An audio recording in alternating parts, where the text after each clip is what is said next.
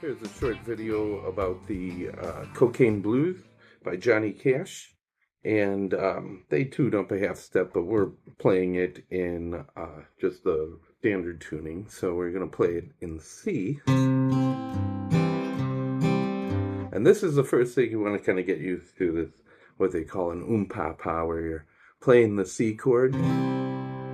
And your third finger is going from that C at the third fret and the G.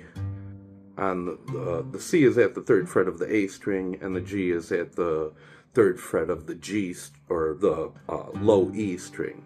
But you're still just forming that C chord with the rest of your hands or fingers.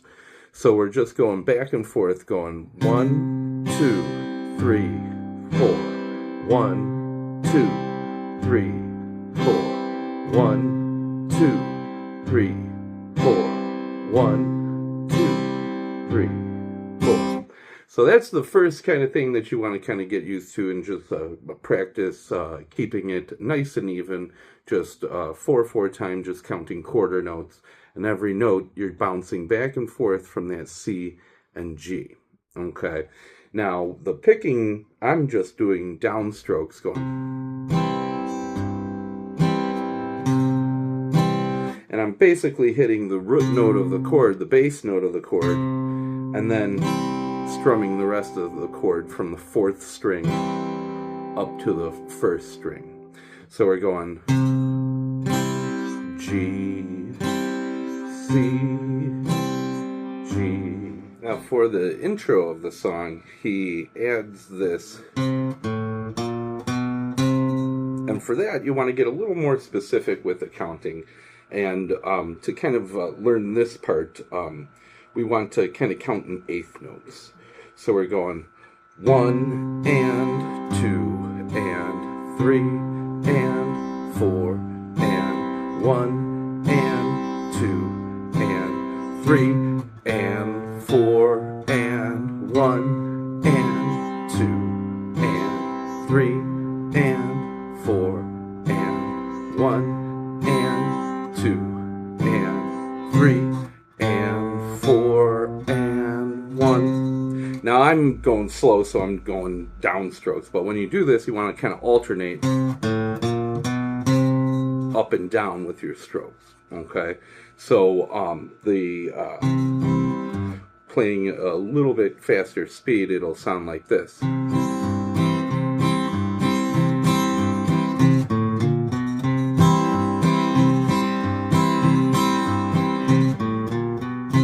Okay, so once you kind of get used to that first initial kind of back and forth between the C as the root note and then the G as the bass note,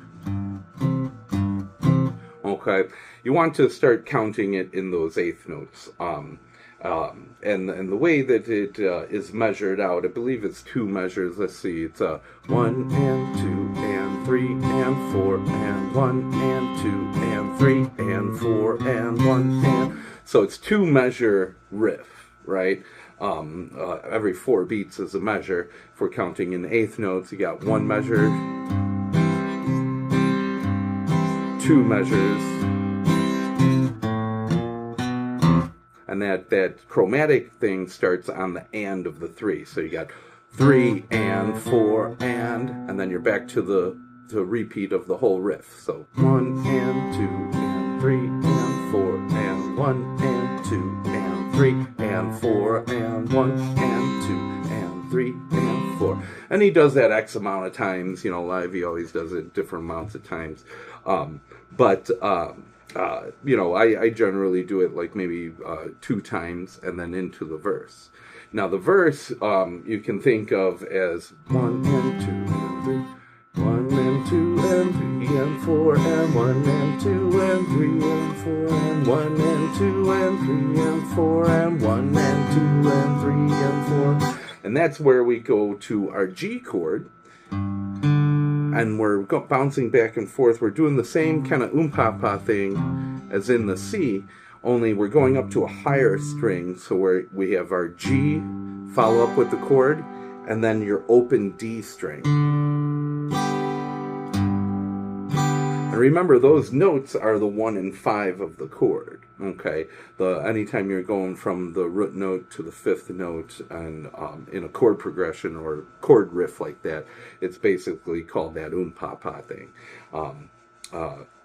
But anyway, so the whole riff with the lyrics, I believe it's just 2 measures of C if you're counting in 8th notes, and then 2 measures of G. So let me double check that. So we have 1 and 2 and 3. I got to kind of go with the melody of the lyrics so I know when to change. So we got 1 and 2 and 3 and 4 and 1 and 2 and 3 and 4.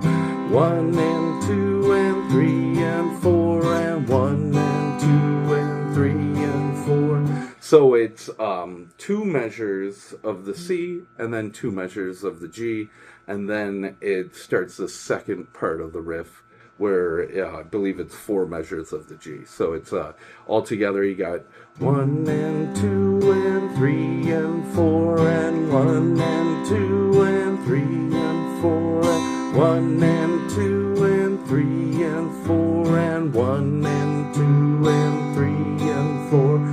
1 and 2 and 3 and 4 and 1 and 2 and 3. So you got 3 measures, 2 measures of the C, 1 measure of the G, and then back to the C for a measure, and you staccato it, and you wait a little bit for that, and then intros back into the second line or the next part of the verse with that chromatic thing. So let me go through it all the way from the beginning. We got 1 and, or from the intro, we got 1 and 2 and 3 and 4 and 1 and 2 and 3 and 4 and 1 and 2 and 3 and 4. 1 and 2 and 3. And then the lyrics 1 and 2 and 3 and 4 and 1 and 2 and 3 and 4. 1 and 2 and 3 and 4 and 1 and 2 and 3 and 4 and 1 and 2 and 3 and 4 and 1 and 2 and 3 and 4 and. Actually, it comes right into that. So 3 and 4 and 1 and 2 and 3 and 4 and 1 and 2 and 3 and 4. 1 and 2 and 3 and 4 and 1 and 2 and 3 and 4. 1 and 2 and 3 and 4 and 1 and 2 and 3 and 4 and 1 and 2 and 3 and 4 and 1 and 2 and 3, 4 and 1 and 2 and 3 and 4 and 1 and 2 and 3 and 4 and 1 and 2 and 3 and 4 and 1 and 2 and 3 and 4 and 1. And that's the whole song all the way up till the ending. Okay. Now, we talked about, we know the C chord, the G chord, the F bar chord is the new one that we're working on.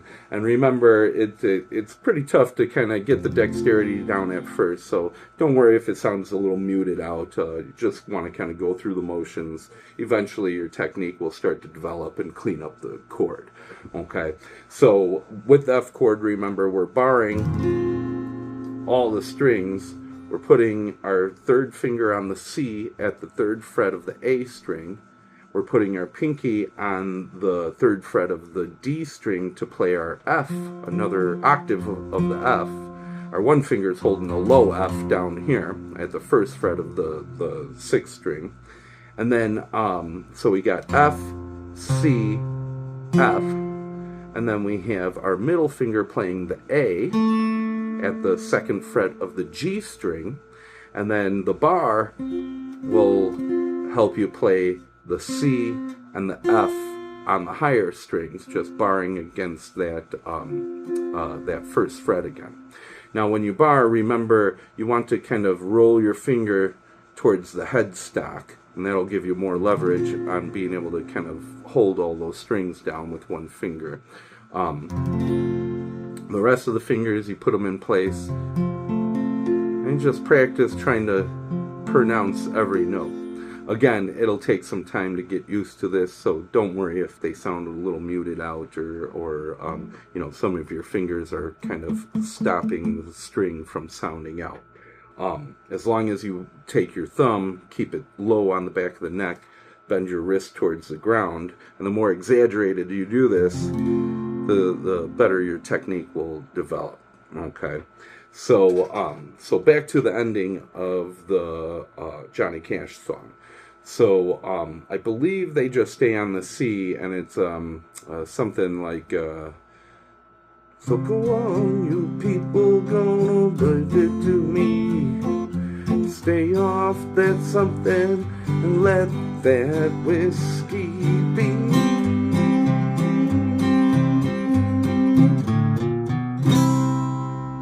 So we have just our C chord for that first line. So you're going, well, listen here now, people, you better listen to me. Something like that. So it's just 1 and 2 and 3 and 4 and 1 and 2 and 3 and 4 and 1 and 2 and 3 and 4 and 1 and 2 and 3 and 4. So I think that was one measure on the C. Let me see. 1 and 2 and 3 and 4 and 1 and 2 and 3 and 4. 1 and 2 and 3 and 4 and 1 and 2 and 3 and 4 and 1. So you have one measure of the C, one measure of the F, and then one measure of your G. And then again on the G at the third beat is when you go to the C, and you have that and 4 and 1. So technically you got that last measure to just end that C. So see how you do with that, and we will take from there next time.